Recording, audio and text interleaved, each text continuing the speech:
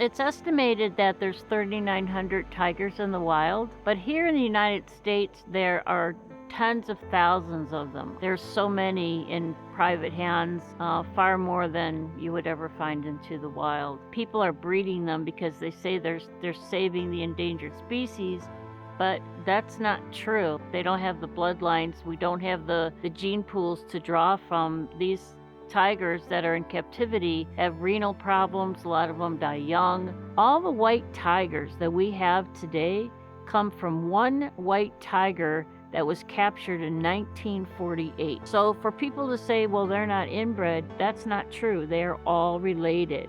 The exotic animal trade is a $15 billion a year industry or more. We need laws to protect them. We need laws to stop the breeding. They're not endangered here in America.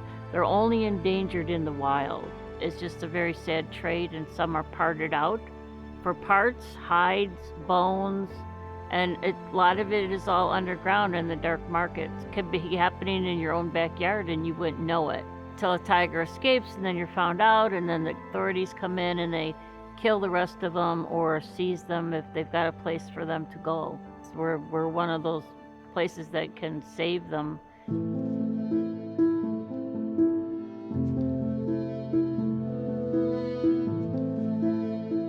My name is Jill Carnegie, and I'm the founder of Valley of the Kings Sanctuary here in Sharon, Wisconsin. We've taken in lions and tigers that were seized from drug raids in Chicago in particular. We had a month-old baby tiger and a year-old cougar come in. They were bought underground. The tiger lived out here for 21 years. His name was Obi, and we just lost him a year ago in April. Drug lords, you find a lot of snakes, big cats, that's their game, vicious dogs. I mean, it's just this huge, horrible circle, and it just continues and continues. And they don't get found until the drug lords are raided. A lot of times it's too late for that animal. Captive animal breeding, there's millions out there just breeding and putting them out, babies, babies, babies, babies. And when they get about 4 months old, they're not worth anything. And then those are the ones that are going to end up going for canned hunts. There's a lot of underground canned hunts that nobody knows about, going to drug lords or any place else that they please. But it's all about that almighty dollar.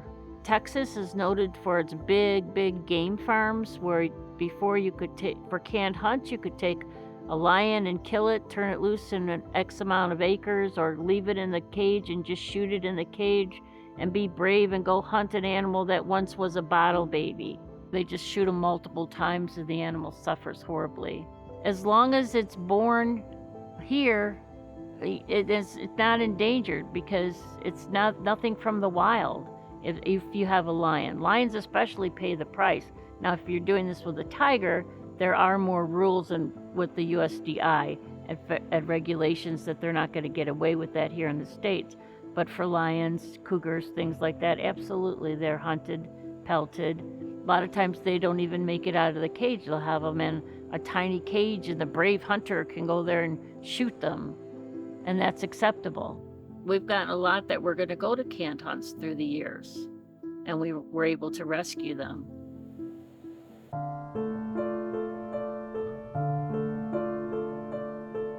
We had gotten a call from a man who wanted us to give him a couple of our lions so he could send them to Africa and, train them to be into the wild. And I said, absolutely not. And this guy sounded really seedy. So quite a few months after that, there was one lady that her cat had a specific shape and head, like a slanted down. It was not normal looking. He was on the cover of a hunting magazine, and she had let him go to this guy. I think that the exotic animal trade is a horrible industry. It's wrong. It's hard to get people to understand. They're not here for our pleasure. They were put on this planet long before we ever were. And we've taken them out of their habitats. We've taken them away from their families. All their instincts have been stripped of them, and they have to depend on us as humans. And I hope in my lifetime that I see more laws and regulations put into place to prevent this. We've had several cats that were originally from Tiger King that were illegally purchased and then bought as a pet, and they got in trouble with, and then they ended up here. We had a really big tiger that came in when he was 4 months old. He was sold to a person in Big Bend, Wisconsin for like $5,000. As the cat was growing, she realized that, him being in the house and the couch and the furniture and the kids, that wasn't a good idea. And so we got a call, could we take the tiger? And we did. It was just really sad. But it's that man sold so many animals just under the wire that nobody would notice. I mean, there's probably thousands of animals that he's bred, tigers and lions from there that are God knows where at this point. We've had a lot of circus cats that have come in. Big cats, they're kept in roll crates. That's their entire life. They don't have nice big areas for them to run and be a tiger. They're not allowed to be a tiger. They're on concrete. Circuses are cruel. I know you can't lump them all into one category, but the big cats are made to jump through fire hoops. We had gotten in a elderly female leopard. Her name was Grandma Venus, and she was at a game farm up north, and we were told by one of their staff that they were going to shoot her and throw her in a burn pit. We had to have 12 inches of her tail removed. She had burn marks on the back of all her paws from jumping through fire hoops that never healed. That animal suffered so horribly, and yet she was so sweet, and it's amazing how forgiving that they can be. We had gotten a black leopard from California who was used in the movie industry. His name was Charlie. They took out every single one of his teeth because he was mouthy. Somebody went undercover, rescued this cat, and he found his way to us, and we had Charlie for about 20 years. He had to be hand-fed. He was one of the most beautiful cats I've ever seen in my life, and what was done to him is just beyond despicable. So the animals suffer. People get away with it, and they're going to do it again and again and again, and there just has to be an end to it. We do not get any state or federal funding whatsoever. If an institution sends us an animal, then it's your problem. I've never taken a paycheck in all the years I've been doing this. Everything that comes in goes directly to the animals, 110%. Per day, I would say we feed probably about 200 pounds of meat and bear food combined. It's been really rough financially. A lot of people have fallen to the wayside, I think probably because of the pandemic and things going on in their lives and losing family members. And so donations have been way down. We can't do it without people that donate money. It takes a lot of money to do this. It's a 501(c)(3) nonprofit. To be able to provide all that we can to ensure the lives of these guys is the best it can be as they live out their lives in a sanctuary capacity. It's good that we have a relationship with roadkill deer to feed the big cats and the carnivores. If we didn't, each deer would cost us $200, and you're feeding 10, 12 deer a day. You can't do that without money. And if you don't want to give a big donation, come join us for membership. We'll give you a really cool tour. You get to see some animals up close that you won't ever see anywhere else this close, I guarantee it. But yeah, we only do what we can do because of people that give money and time. Because you got to volunteer, you got to care for it, you got to put in the hours. But that's why we all keep showing up on Saturdays. Well, the donations coming in goes into the feed. Farmers bring us calves and cows that are deceased, and ones that have not had any antibiotics in, then we process and feed that. Some of our cats have renal failure, so they get chicken skins, turkey skins, chicken necks with skins on, and those we get from Sorgs, and that runs about $2,000 a month just for their special diets for what we have. and then medications and things like that too. And then we have like Aldi's and Delavan, they donate meat. Walmart donates meat, so it keeps our freezers full.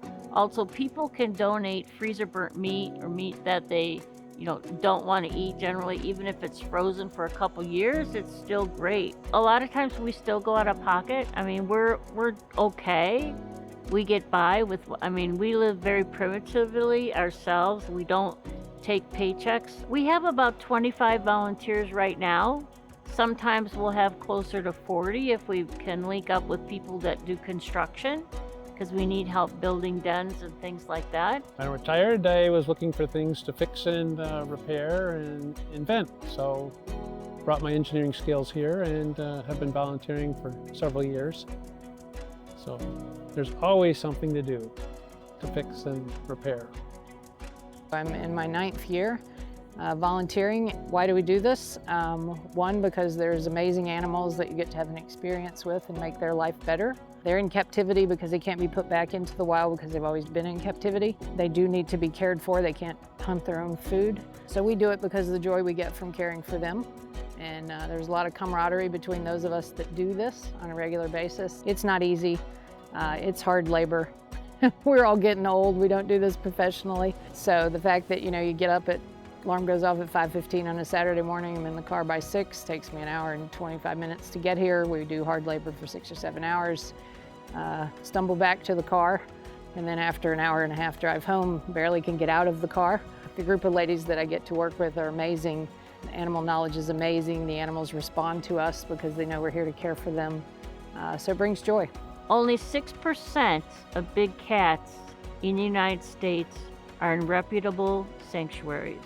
Back in the day when sanctuaries became into existence, we were the second one in America. All of a sudden, all these people were coming out of the woodwork that there's a sanctuary and here's a sanctuary. And then they started having babies and more babies, and oh yeah, they were breeding through the fence. I've heard it all, I've seen it all, and not all sanctuaries are created equal. Please, the true sanctuary does not breed, they do not sell, they do not trade, they do not give away. They make a lifetime commitment to every animal that comes in their gates for their entire life, and they're allowed to grow old with dignity and medication at a point when they need it when they're elderly, and they're treated with every bit of care that we could possibly give them.